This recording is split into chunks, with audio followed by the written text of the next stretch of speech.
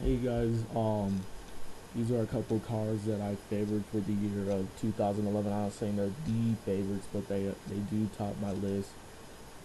First off, we have the Firebird 67 Firebird Pontiac Firebird 400 cubic inch.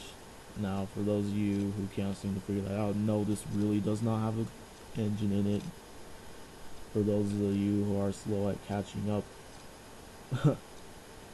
the those of you who have your blonde moments, I should say the obviously it has the 400 on the side if you have this model.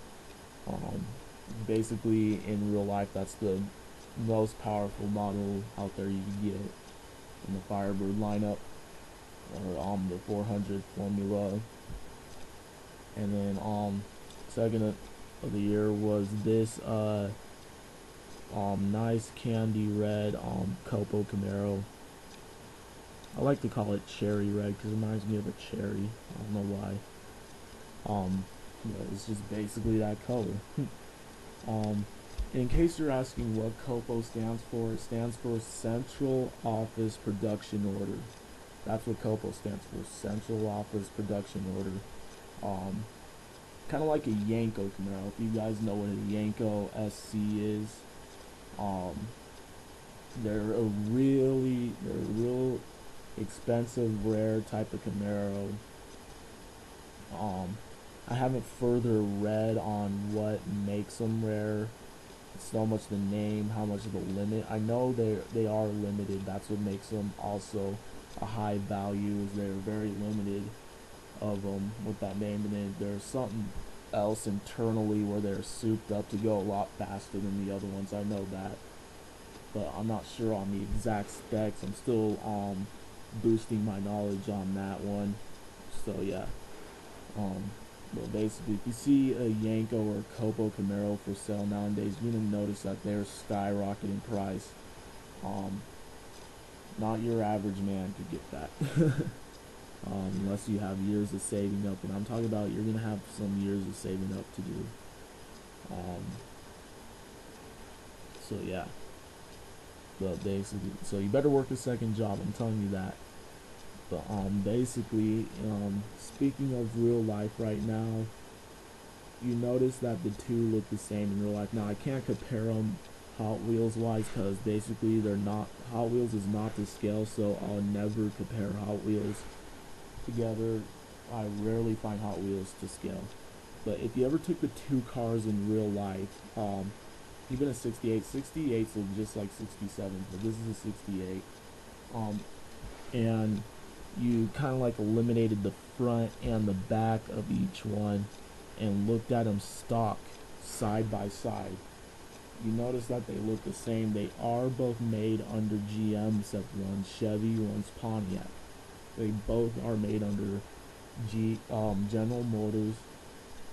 Just basically Pontiac was a more affordable version than Chevy.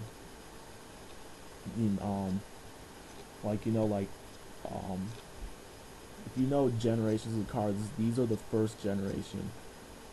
Once it hit 1970, you got into the second generation. That's when the whole body style of them changed. So when it was 67 through 69, that was first generation. That's when the body styles of these look pretty similar, like through the models of themselves. 67 and 68 look the same. Changed a little bit in 69 on each of these.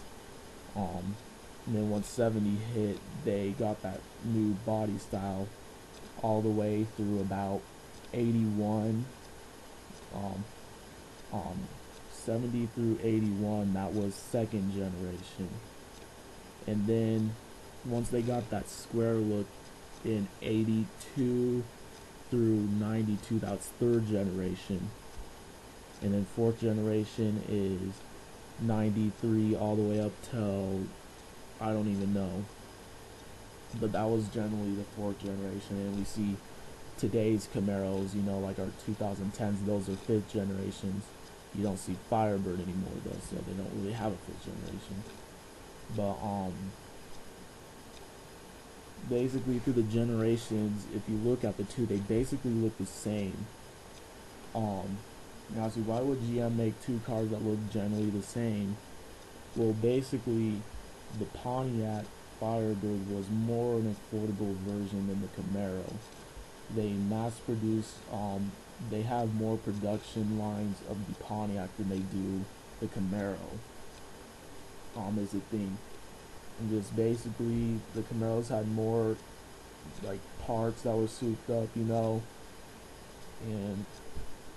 just overall, you can read the specs on them online. I'm not going to get into great detail on everything, but just basically, Camaro, there's a little bit less Camaros than there were Firebirds, and there was more of a demand for Camaro than Firebird. Usually the thing was with Camaros, a lot of people would call in and order them. That's what my dad actually does with his cars nowadays. When my dad calls and orders, he calls and orders his cars exactly how he wants them. He says, I want these wheels on it, I want this kind of transmission, I want this size engine. My dad usually gets the best packages on his cars nowadays. He has V8s, I don't even get into none of that. But I'm not talking about cars of the past, cars of today, but basically with the Camaro, you could buy them on a lot, but usually a lot of guys with the Camaro that call in and order them, they say, okay, I want a 4-speed manual transmission, I want it to be a Super Sport 350, or whatever they wanted in there, whatever size engine they're providing in them. Like they say, I want a 350 Super Sport 4-speed manual, or 350 Super Sport automatic transmission, or just a plain 350 non-Super Sport automatic transmission, or vice versa, whatever they wanted, whatever they're providing for that year. Firebird, you could do that, but basically with Firebird, you could easily go to a lot and just take off with one that day. A lot of them came like that, just basically because there's a higher demand for these than these. That's why nowadays you get these cheap, or not like cheap, but you get them cheaper than the Camaro. And that was basically that with these two. Just a little food for thought on the two of why they look so much the same. But this through first, second, third, fourth generation, they look the same. Then we have fifth in the Camaro, but these guys never made it. Sorry, to fifth generation. So hopefully we see them come up soon, because I really like the Firebird, and I wonder what I've seen, like concept models of what the Firebird looks like today if they're to release it, and it looks pretty cool. I honestly kind of like it. But who knows when we'll see it. If we do see it, hopefully we do see it, and hopefully by the time we do see it, I'm able to purchase one, because I really would like one. They look kind of neat to me.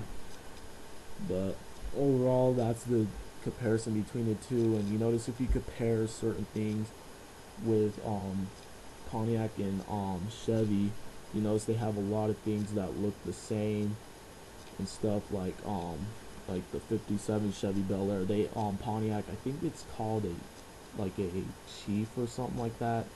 I can't remember. It's like a Chief. Or there's this one model that looks similar to the 57 Chevy Bel Air, and the Pontiac is just way cheaper. And then they also have like the wagons. Just overall, you could just do your research if you're into classic cars as deep as I am. Do your research, and you could read or just see the differences in price, and just compare. Just basically compare Chevy to Pontiac within their classic car lines, and you notice how things look the same basically because they're made under GM. Kind of like how Mattel has Hot Wheels and Matchbox. Matchbox looks more to scale. Hot Wheels is more the faster, beefy, unscaled but cool looking cars. But in their own toy way. But yeah, that's basically that. So just read up your information. But overall, these two were my cars that I liked. Nice muscle cars. So yeah, thanks for watching.